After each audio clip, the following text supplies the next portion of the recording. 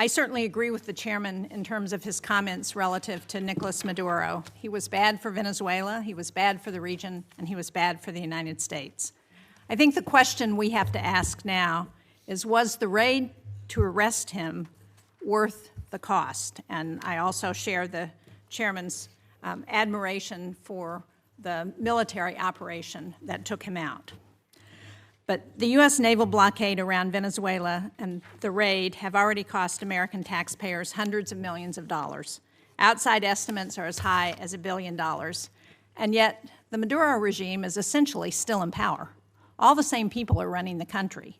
Maduro's vice president, now the interim president, has taken no steps to diminish Iran, China, or Russia's considerable influence in Venezuela.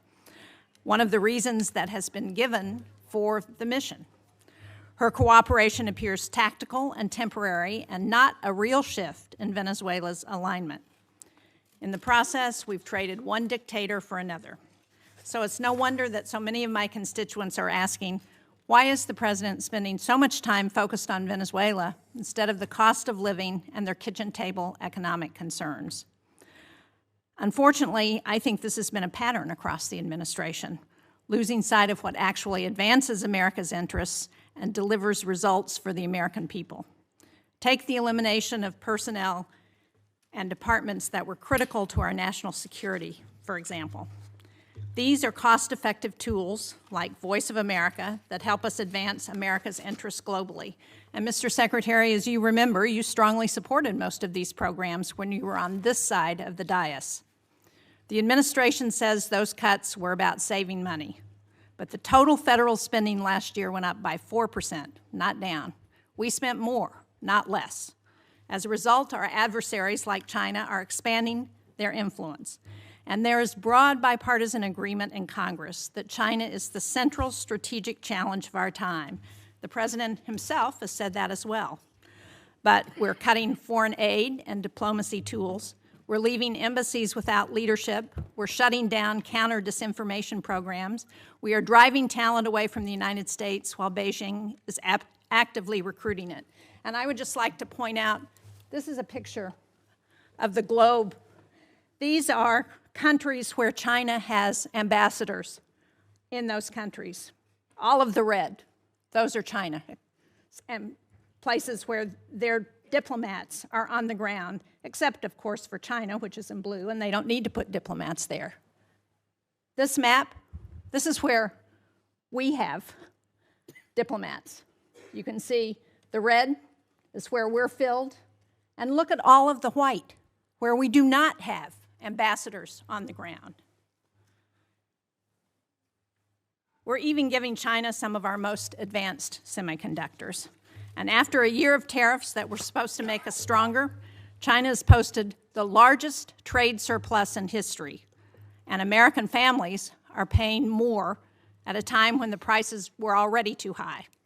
Since the start of the tariff campaign in 2025, U.S. manufacturing employment has fallen by anywhere from 50 to 70,000 jobs, depending on whose estimates you look at. That's a trend that undercuts promises that tariffs would bring factory jobs roaring back.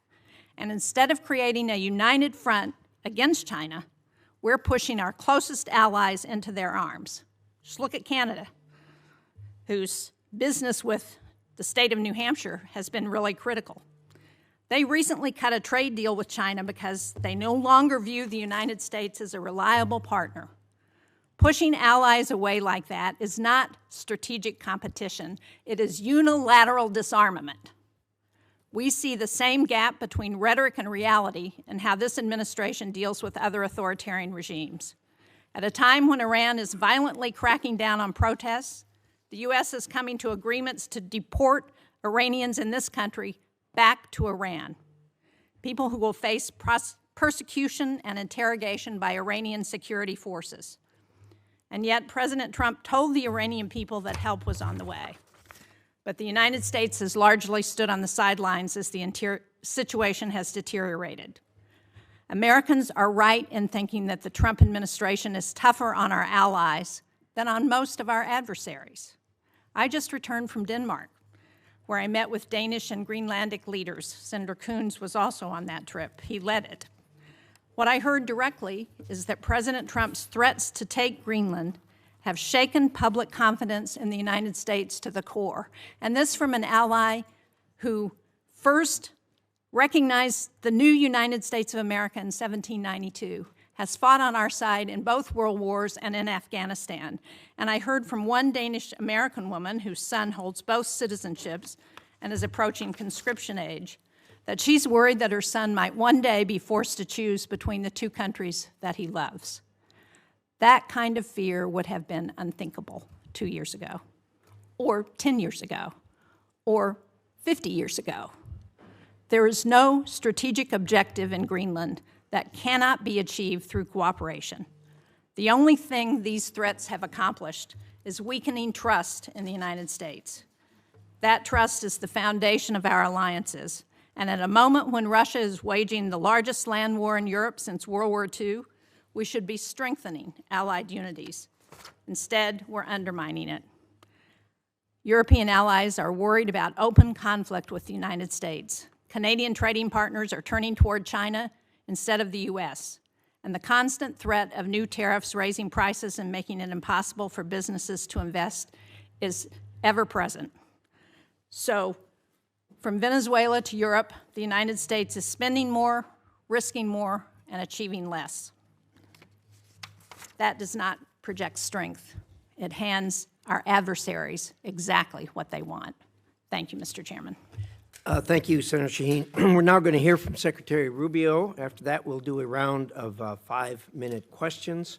And so with that, Secretary Rubio, welcome back to the committee. Love to hear what you have to say. Thank you. I appreciate it. And I'll be brief in my opening statement so we can leave more time for questions. I've submitted a written statement, but I'm not going to use it. I'm just going to talk to you guys for a few minutes. And all right, here we go. Suspend. You know the drill. Off to jail. That's a war crime. That's a 1-year ban from the committee.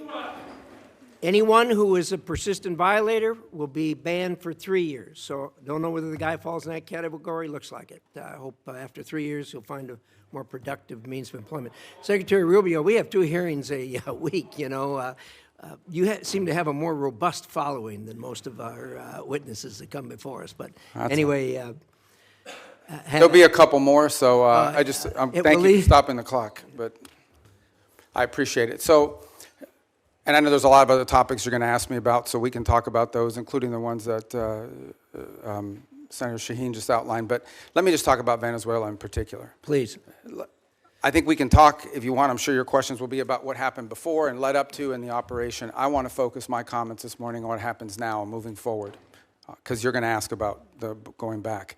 And let me just say this. What is our goal going in? We had in our hemisphere a regime operated by an indicted narco-trafficker that became a base of operation for virtually every competitor, adversary, and enemy in the world. It was, for Iran, their primary spot of operation in the Western Hemisphere was Venezuela. For Russia, their primary base of operation in the Western Hemisphere, along Cuba and Nicaragua, was Venezuela. In the case of China, China was receiving oil at a huge, about $20 a barrel discount.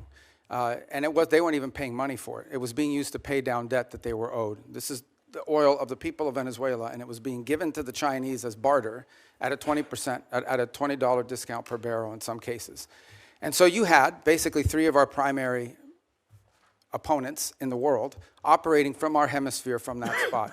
It was also a place where you had a narco-trafficking regime that openly cooperated with the FARC and the ELN and other drug trafficking organizations using their national territory. It was an enormous strategic risk for the United States, not halfway around the world, not in another continent, but in the hemisphere in which we all live. And it was having dramatic impacts on us, but also on Colombia and on the Caribbean basin and all sorts of other places. It was an untenable situation, and it had to be addressed. And it was addressed. And now the question becomes what happens moving forward. As I've described to you in previous settings and in individual conversations, we had 3 objectives here. The final, I'll work it backwards, because the end state here is we want to reach a phase of transition where we are left with a friendly, stable, prosperous Venezuela, and democratic, in which all elements of society are represented in free and fair elections. By the way, you can have elections. You can have elections all day. But if the opposition has no access to the media, if opposition candidates are routinely dismissed and unable to be on the ballot because the government, those aren't free and fair elections. That's the end state that we want. Free, fair, prosperous, and friendly Venezuela. We're not going to get there in 3 weeks. It's going to take some time. And so objective number one was stability. In the aftermath of the removal of Maduro, the concern was what happens in Venezuela. Is there civil war? Do the different factions start going at each other? Are 1 million people crossing the border into Colombia? All of that has been avoided. And one of the primary ways that it has been avoided is the ability to establish direct, honest, respectful, but very direct and honest conversations with the people who today control the elements of that nation, meaning the law enforcement, the government apparatus, et cetera. And one of the tools that's available to us is the fact that we have sanctions on oil. There is oil that is sanctioned that cannot move from Venezuela because of our quarantine. And so what we did is we entered into an arrangement with them. And the arrangement is this: on the oil that is sanctioned in quarantine, we will allow you to move it to market. We will allow you to move it to market at market prices, not at the discount China was getting. In return, the funds from that will be deposited into an account that we will have oversight over. And you will spend that money for the benefit of the Venezuelan people. Why was that important? Venezuela was running out of storage capacity. Okay? They were producing oil, they were drilling oil, they had nowhere to put it. They had nowhere to move it, and they were facing a fiscal crunch. They needed money in the immediacy to fund the police officer, the sanitation workers, the daily operations of government. And so we've been able to create a short-term mechanism. This is not going to be the permanent mechanism, but this is a short-term mechanism in which the needs of the Venezuelan people can be met through a process that we've created where they will submit every month a budget of this is what we need funded. We will provide for them at the front end what that money cannot be used for. And they've been very cooperative in this regard. In fact, they have pledged to use a substantial amount of those funds to purchase medicine and equipment directly from the United States. As in fact, one of the things they need is diluent, depending how you want to pronounce it. And that basically is the light crude that you need to mix with their heavy crude in order for the oil to be able to be mixed and moved. They used to get 100% of that from Russia. They are now getting 100% of that from the United States. So we're using that short-term mechanism both to stabilize the country, but also to make sure that the oil proceeds that are currently being generated through the licenses we'll now begin to issue on the sanctioned oil goes to the benefit of the Venezuelan people, not to fund the system that existed in the past. The second is a period of recovery, and that is the phase in which you want to see a normalized oil industry. Again, look, we've got plenty of oil. There's plenty of oil all over the world. Canada produces heavy crude, so it's not like Venezuela's oil is unique in that regard, despite the fact they have the largest known reserves in the world. It's not irreplaceable. But we understand that that is the lifeline. Their natural resources are going to allow Venezuela to be stable and prosperous moving forward. And so we have created what we hope to do is transition to a mechanism that allows that to be sold in a normal way, a normal oil industry, not one dominated by cronies, not one dominated by graft and corruption. To that end, the authorities there deserve some credit. They have passed a new hydrocarbon law that basically eradicates many of the Chavez-era restrictions on private investment in the oil industry. It probably doesn't go far enough to attract sufficient investment, but it's a big step from where they were 3 weeks ago. So that's a major change. We can address some of the other components, but I'll run out of time. But one of the parts of the transition phase, or the recovery phase, is beginning to create space for different voices inside of Venezuelan politics to have an ability to speak out. Part of that is the release of political prisoners. By some estimates, up to 2,000. They are releasing them. They are releasing them probably slower than I would like them to, but they are releasing them. And in fact, you're starting to see some of the people being released beginning to speak out and participate in political life in the country. We have a long ways to go. Look, we can talk in more detail about all of these things. Suffice it to say, I'm not here to claim to you this is going to be easy or simple. I am saying that in 3.5, almost 4 weeks, we are much further along on this project than we thought we would be, given the complexities of it going into it. And I recognize that it won't be easy. I mean, look, at the end of the day, we are dealing with people over there that have spent most of their lives living in a gangster paradise. So it's not going to be like from one day to the next, we're going to have this thing turn around overnight. But I think we're making good and decent progress. It is the best plan, and we are certainly better off today in Venezuela than we were 4 weeks ago. And I think and hope and expect that we'll be better off in 3 months, in 6 months, in 9 months than we would have been had Maduro still been there. So thank you. Well, thank you, Secretary Rubio. We'll now do a round of questions, 5 minutes.